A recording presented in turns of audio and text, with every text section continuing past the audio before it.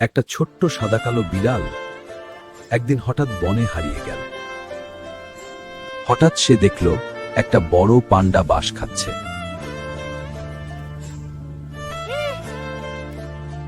তুমি আমাকে খাবে না তো? আমি শুধু বাঁশ খাই, বিড়াল না। সেদিন থেকেই শুরু হলো তাদের বন্ধুত্ব। বিড়াল দৌড়াতো, পান্ডা ধীরে হাঁটত। একদিন প্রবল বৃষ্টি এলো, ডাল বেয়ে কাঁপছিল। বন্ধু মানে বন্ধুর বিপদে বন্ধুর পাশে থাকা। সত্যিকারের বন্ধুত্ব ভয় নয়, সাহস দেয়। কিছুদিন পর বনে মানুষ আসতে শুরু করলো। বাঁশ কাটা হচ্ছিল। পান্ডা চুপ হয়ে গেল।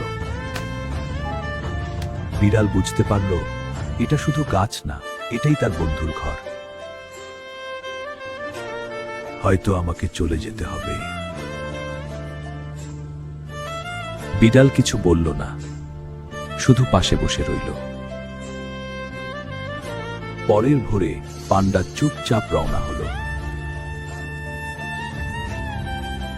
বিড়াল দৌড়ে গেল, কিন্তু থেমে গেল।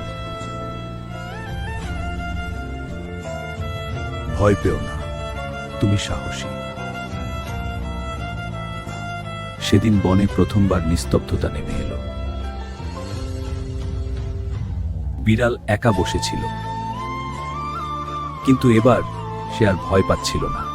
মাসখানেক পর বনে আবার একদিন পরিচিত শব্দ শোনা গেল। ভারী পায়ের শব্দ।